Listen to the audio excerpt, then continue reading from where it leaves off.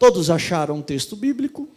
Capítulo 4, versículo 16, de 1 aos Tessalonicenses, está escrito: porque o mesmo Senhor descerá do céu, com alarido, e com voz de arcanjo, e com a trombeta de Deus. E os que morreram em Cristo ressuscitarão primeiro. Depois, nós, os que ficarmos vivos, seremos arrebatados juntamente com eles nas nuvens, a encontrar o Senhor nos ares, e assim estaremos sempre com o Senhor. Portanto, consolai-vos uns aos outros com estas palavras. Amém, meus irmãos? Eu peço a gentileza que, se possível, você redobre a sua atenção, pois o Espírito de Deus colocou algo ao meu coração e eu preciso ser fiel naquilo que Deus colocou para que eu estivesse ministrando. É um texto muito conhecido, mas é difícil nós ouvirmos algumas ministrações a respeito desse assunto. E eu quero falar sobre um tema que faz parte da história da igreja, consequentemente ele faz parte da história de nossas vidas. Eu queria falar sobre breve virá, já dizendo que Jesus está às portas para buscar a tua igreja, uma igreja santa, lavada e remida no sangue do Cordeiro. Início de ano, e todos nós fazemos os nossos planos, os nossos projetos, colocamos algumas metas, alguns objetivos para serem alcançados. E algumas vezes a nossa vida espiritual, ela acaba ficando em segundo plano. Acabamos até mesmo nos esquecendo desse evento, que é o maior evento da história da igreja, o dia que o Senhor irá arrebatar e tomar para si o seu povo. Nós vivemos como se Jesus, ele não fosse voltar, e morremos sem ter mais o que fazer para mudar algo que nós erramos em vida.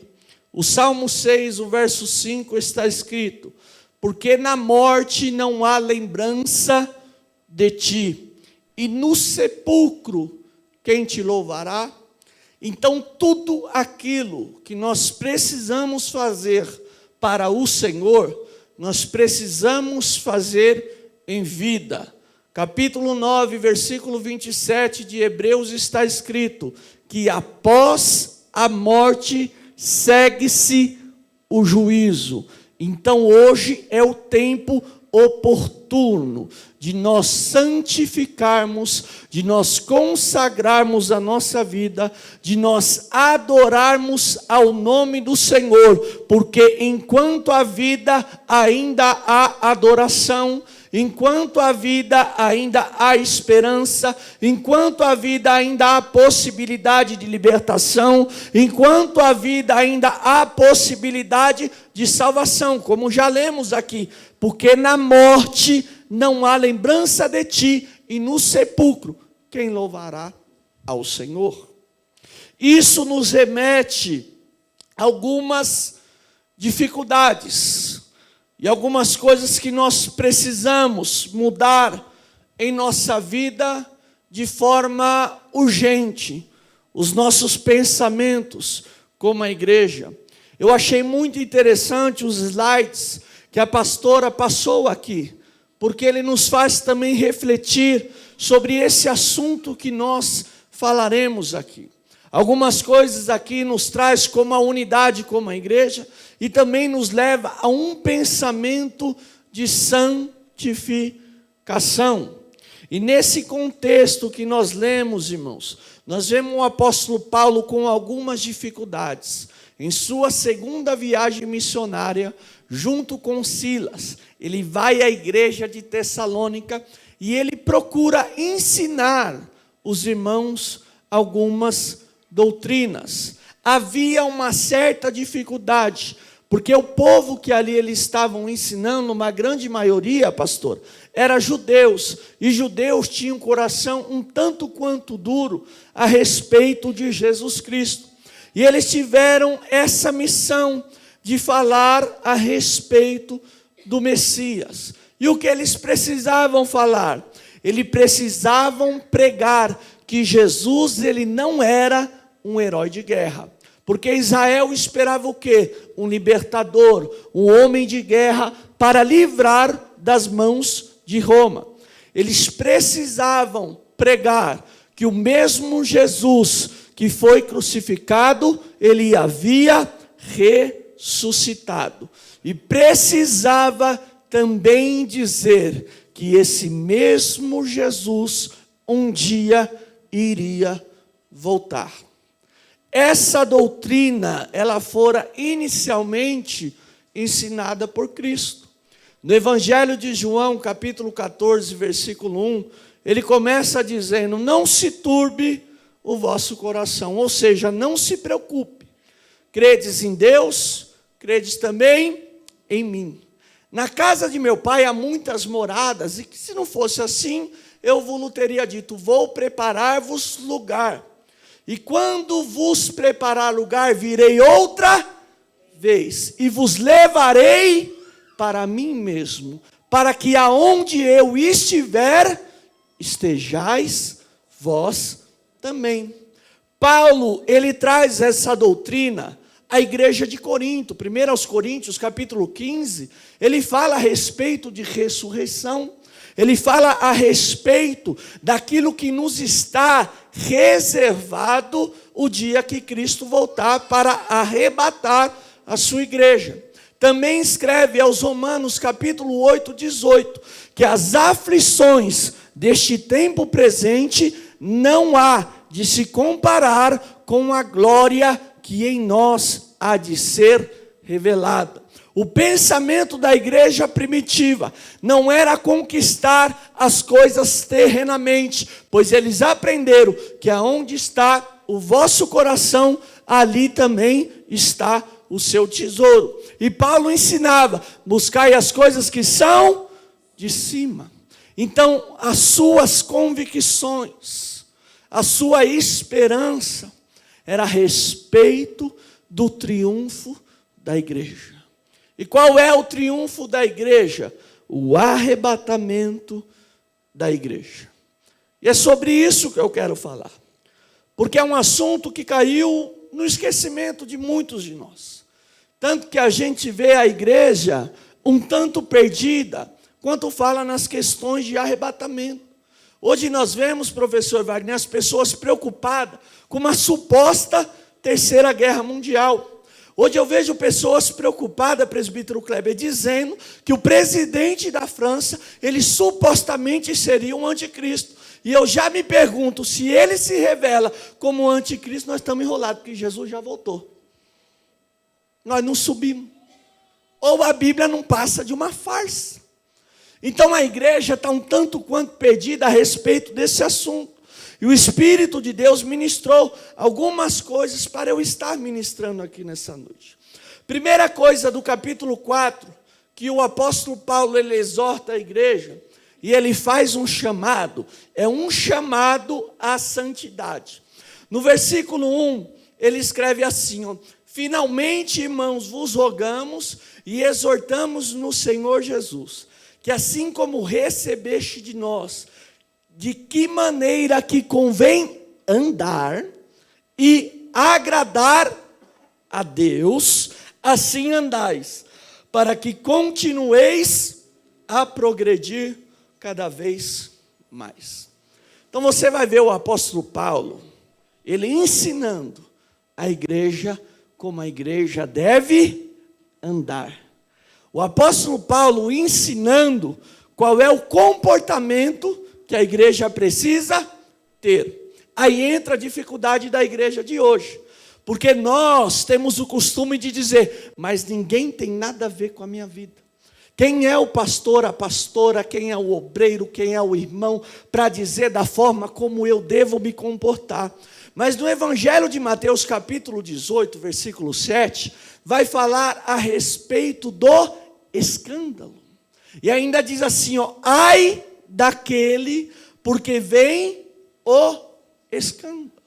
E no versículo 8 conclui dizendo que se a tua mão direita ou teu pé escandalizar, é melhor arrancar. Ou seja, as minhas atitudes, a minha conduta, a minha postura tem que ser agradável aos olhos dos meus irmãos. E há uma exortação aqui, assim como Cristo nos ensinou, nós também falamos a respeito de como devemos andar e a respeito de como devemos nos comportar. Para quê? Para que continueis a progredir cada vez mais. Às vezes nos pegamos estacionados, nos pegamos parados e sem progredir. Por quê? Porque não nos atentamos à palavra, não temos nos atentado ao Evangelho, não temos nos atentado na forma como devemos andar, não temos nos atentado da forma correta como nós devemos nos comportar, e por consequência, nós não temos progredido espiritualmente, nós não temos progredido ministerialmente, e acabamos ficando na mesmice. Colocamos a culpa na igreja, colocamos a culpa nos louvores, mas nunca olhamos e enxergamos dentro de nós que para que haja uma diferença, eu preciso me comportar de forma diferente. Eu vejo muitas pessoas se baseando em virada de calendário. 2020, agora a coisa vai mudar, mas só muda se nós mudarmos. Ah, esse ano vai ser o ano da colheita, vai, mas você só vai colher aquilo que você plantou. Tudo aquilo que o homem semear, certamente ele vai colher. Quer colher bênção, irmão? Planta bênção. Quer colher unção? Planta oração. Quer colher ministério? Planta serviço. Para que possamos progredir. Versículo 3 vai dizer que a vontade de Deus é a vossa santificação. O que é a santificação? Santificação, ela é um processo que nos leva ao estado de santidade. Então, o interesse e a vontade de Deus é a nossa santificação. E a santificação é um passo importante na vida do cristão. Porque através da santificação, nós atingimos o estado da santidade. E a Bíblia diz em Hebreus 12:14, segui a paz com todos, e a santificação sem a qual ninguém verá o Senhor. Se não há santificação, não existe biblicamente a possibilidade de ver a Deus, de morar com Deus, de viver com Deus e de ter uma vida de intimidade com Deus. A santificação, ela mortifica o velho homem que existe em nós. Eu costumo dizer que a santificação, ela é o fruto do Espírito de Deus em nossas vidas. A santificação é aquilo que controla a nossa personalidade. Porque quando nós santificamos, nós nos separamos. Quando nos separamos, nós policiamos, vigiamos, prestamos atenção naquilo que estamos falando, prestamos atenção naquilo que estamos ouvindo. E está escrito que a vontade de Deus para mim e para a tua vida é o que? É a santificação. Ou seja, Deus quer que nós como igreja nos separemos do mundo. Malaquias capítulo 4, está escrito que haverá a diferença daquele que serve a Deus e daquele que não serve a Deus.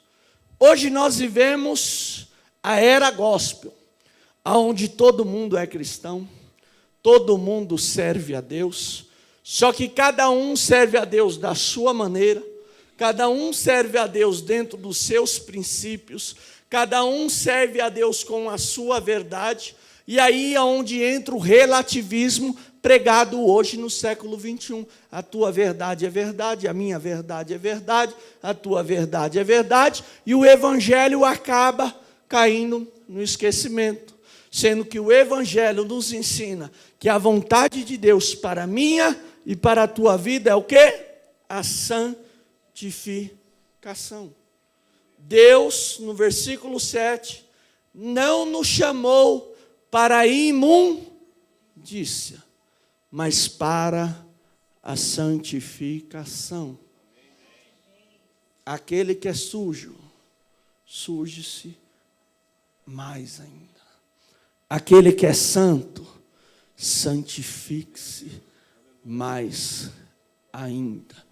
Mas eu quero profetizar no nome de Jesus, que Deus não nos chamou para a imundícia, Ele nos chamou para a santificação.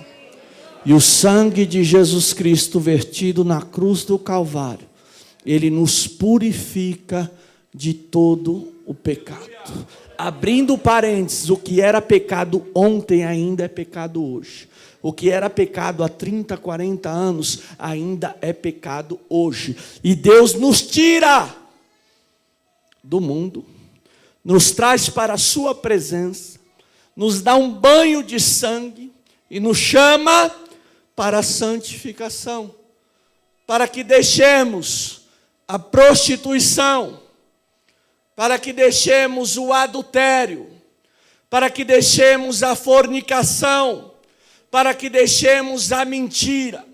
E uma coisa me chama a atenção no versículo 8 que está escrito: quem despreza isso não despreza o homem, mas despreza a Deus.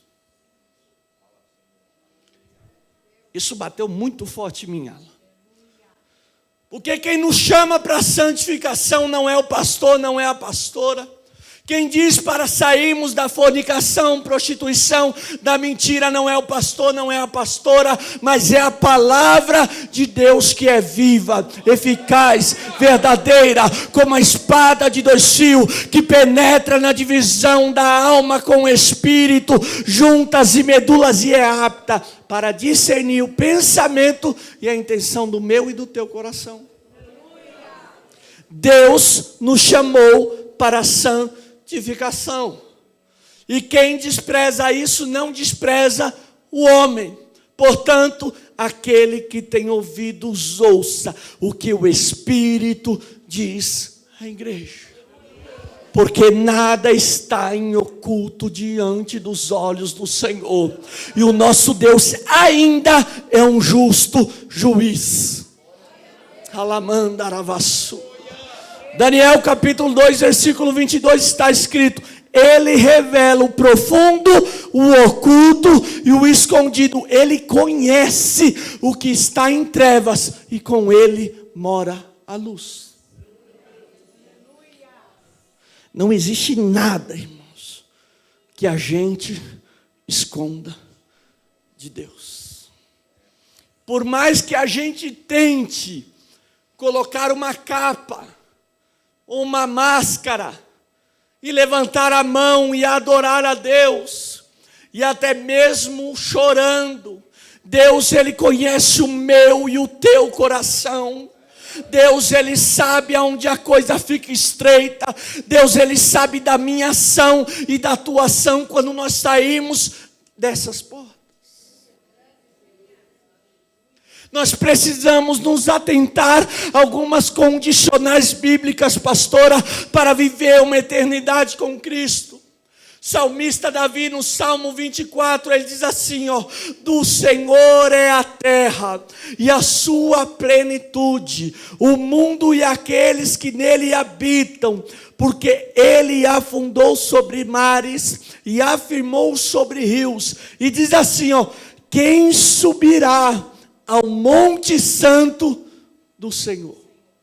Quem estará no seu lugar santo? Aquele que é limpo de mãos, puro de coração, que não entrega sua alma à vaidade, e nem jura enganosamente. Este receberá a bênção do Senhor e a justiça do Deus da sua salvação.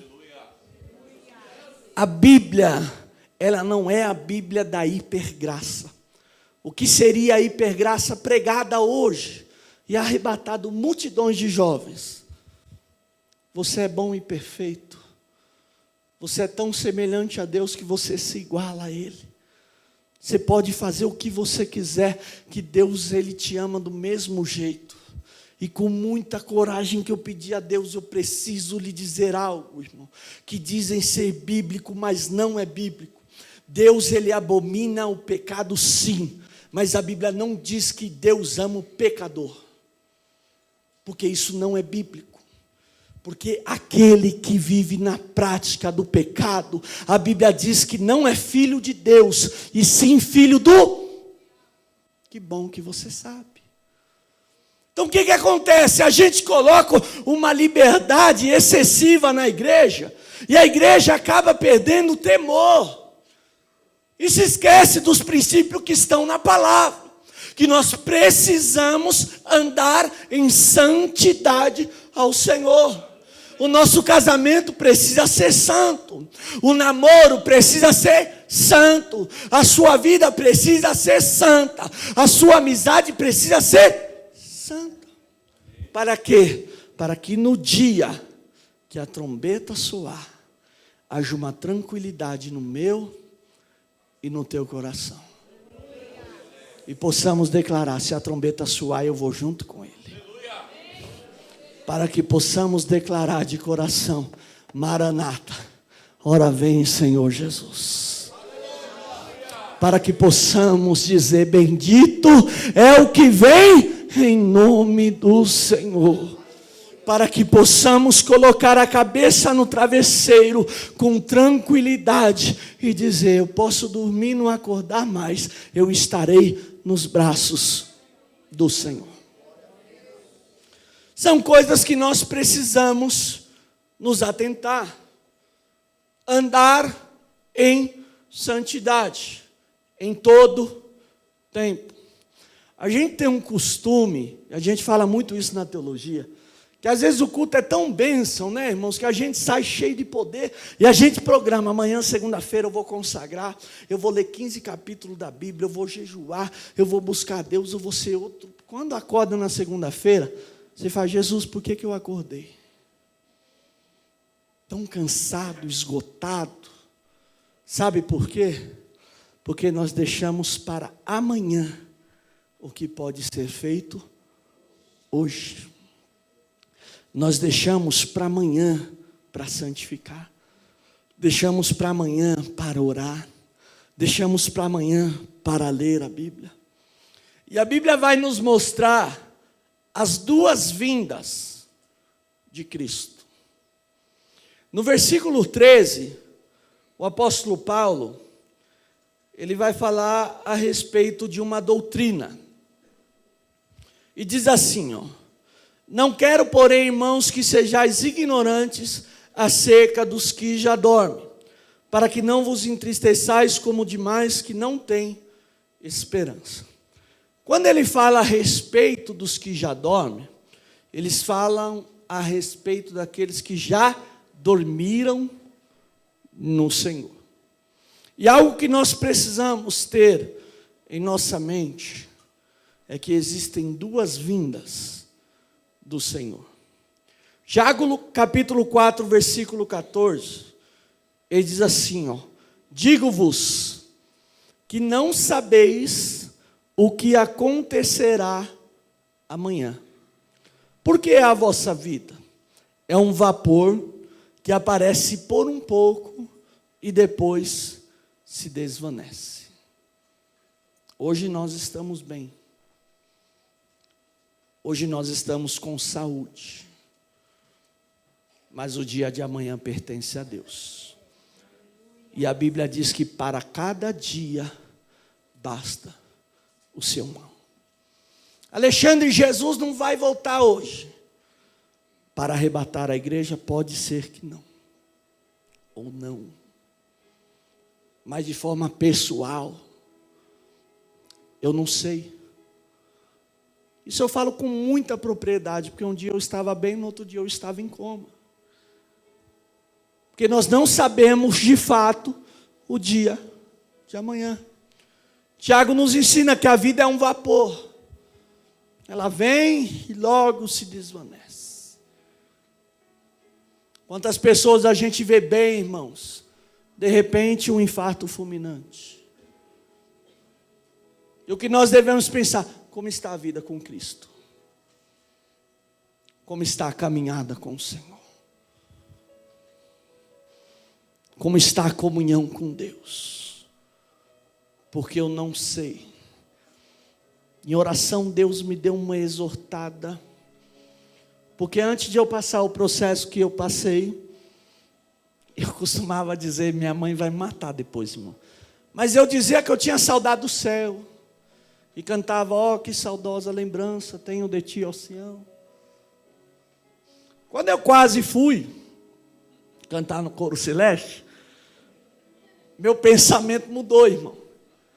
Falei: estou fora desse negócio de morrer. Deixa eu aqui mais um pouco. Porém, orando ao Senhor, o Espírito de Deus ministrou ao meu coração.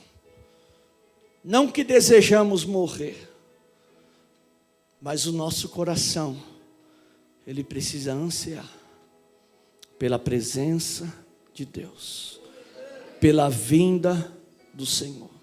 E às vezes nós tão egoístas: não, Senhor, espera mais um pouquinho que eu queria ver a Júlia casar. Dá um tempinho. Queria ver o Vinícius, Jesus entrando na igreja com a noiva dele. Queria ver meus netos. É um pensamento tão egoísta.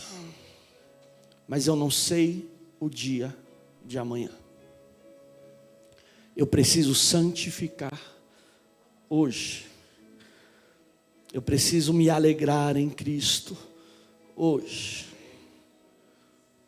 Porque o mesmo Senhor descerá do céu. Isso precisa arder no meu coração. Ontem e hoje eu ouvi um hino antigo. E a Karen quase me mata, porque quando eu vou escutar um hino, eu escuto ele 47 vezes ao dia. E ele fala assim, ó: lá verei meu pai, lá verei minha mãe, lá verei Isaac. Antigo, irmão. Lá verei Abraão e serei seu irmão. Lá verei meu Jesus com as macas. Sabe o que eu pensei, irmão? Já sentiu saudade de alguém que dormiu no Senhor? Que dorme no Senhor? Mas quando a trombeta soar, a Bíblia diz que aqueles que dormem, Deus me dê coragem hoje. A gente pensa que já está uma festa no céu lá, né, presbítero Wagner? Que já tem um monte de gente no inferno. Não, a Bíblia diz que aqueles que dormem, a trombeta vai soar. E os que dormem ressuscitarão primeiro. E nós, os que estamos vivos, seremos arrebatados. Arrebatamento, parousia, tomado à força. Deus vai nos arrancar da terra. E nos encontraremos com Ele nas nuvens. estaremos com Ele para sempre. E não haverá mais choro, não haverá mais pranto, não haverá mais dor. E quem não quer isso? Novas serão todas as coisas. Por isso hoje eu venho declarar na autoridade do Espírito de Deus: Maranata, ora vem, Senhor Jesus. A tua igreja está aqui, Senhor. Maranata. Aí a segunda parte do Salmo 24. O salmista diz assim, ó: levantai-vos, ó portas, as vossas cabeças. Levantai-vos, ó entradas eternas, e entrará o Rei da Glória. Quem é este, o Rei da Glória? O Senhor forte e poderoso na guerra. Levantai-vos, ó portas, as vossas cabeças. Levantai-vos, ó entradas eternas, e entrará o Rei da Glória. A gente vê um momento de triunfo de Cristo. O Rei da Glória. E o importante é que a Bíblia diz que nós herdaremos com Ele todas as coisas. Nós reinaremos com Cristo. A igreja arrebatada, a igreja lavada, a igreja comprada, reinará com Cristo. Estará com Cristo, julgará com Cristo. E partindo para o encerramento, esse evento é um evento único. Não haverão 2 arrebatamentos de igreja. Mas, irmão Alexandre, eu assisti o filme Deixados para Trás, e lá o que ficou depois, vai não, irmão. Se atente para a parábola das 10 virgens. Não é? Tem azeite? Tem? Preparada? Vem. Quem não se preparou, o que acontece com a porta? Por que a gente pensa, Jesus vai voltar, vai arrebatar a igreja? Agora eu vou buscar. Já era, irmão. O tempo é hoje. A hora é agora. Aí você está pensando aí, né, Alexandre, os mártires da grande tribulação. Isso é coisa para Israel, irmão. Isso não é para a igreja. Igreja é agora. Dispensação da graça. Nós somos dispensacionalistas. O que é isso? Nós vivemos no período da graça, onde Cristo vem buscar uma igreja comprada, lavada e remida no sangue do Cordeiro. Não haverá segunda oportunidade. Não haverá segunda chance. Jesus está às portas. Existem sinais que precedem a vinda de Cristo. Olhai para Jerusalém, que é o relógio. E nós estamos assim, ó. Santificai-vos. Consagrai-vos. Porque é tempo de entrar na presença de Deus. É tempo de santificarmos. É uma palavra de reflexão, irmãos. Para que você pense que hoje nós estamos aqui bem.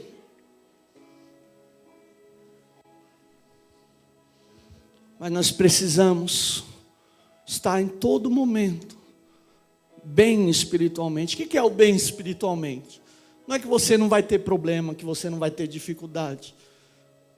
Jesus disse que no mundo nós teríamos aflições, mas nós precisaríamos de bom ânimo, porque Ele venceu.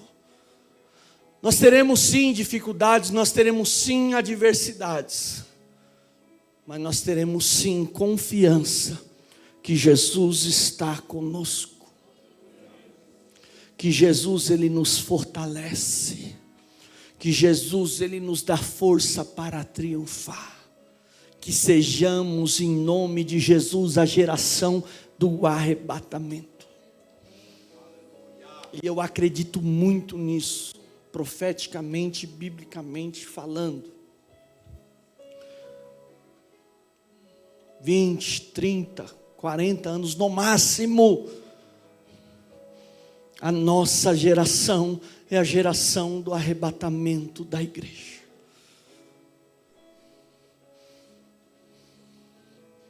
E nós precisamos ser a igreja comprada, a igreja lavada, a igreja com as vestes brancas.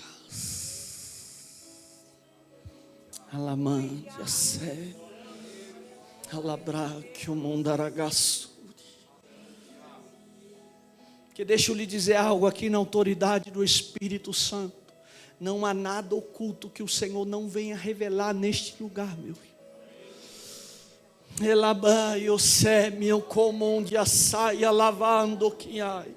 Porque é tempo de santificação.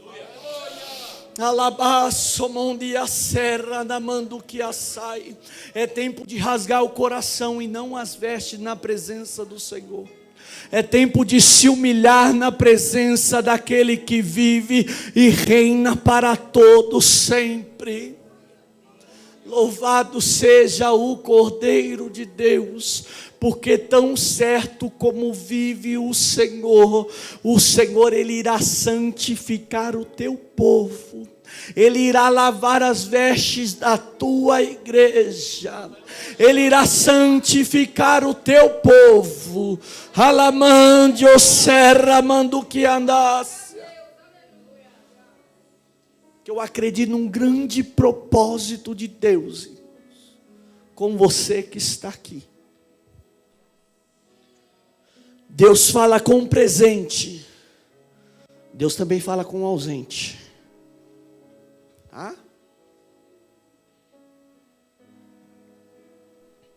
Deus te trouxe aqui para você ouvir esta palavra. No início desse ano, quem sabe você já projetou 2020 vai ser assim, assim, assim. Provérbios 16:1 do homem são as preparações do coração, mas do Senhor vem a resposta da língua. Quem sabe você já traçou os seus objetivos e os seus planos, e nele não está incluso Deus. Rasgue e faça de novo. Mas faça com orientação do Espírito. Senhor, que sejam os seus planos. Senhor, que sejam os seus objetivos. Senhor, que sejam as suas metas. E eu lhe garanto pelo poder da palavra que o teu ano será diferente para a glória de Deus. Mas se excluir Deus, irmão, não adianta a profecia no dia 20 de dezembro, ainda esse ano. Oh, glória, não fiz nada aqui, cara. Não santifiquei, não orei, não busquei, não fiz nada, mas 29 de dezembro o teu telefone vai tocar. Deve ser minha mãe ligando, filho, vem almoçar aqui. Que a gente não faz nada, mas a gente quer tudo.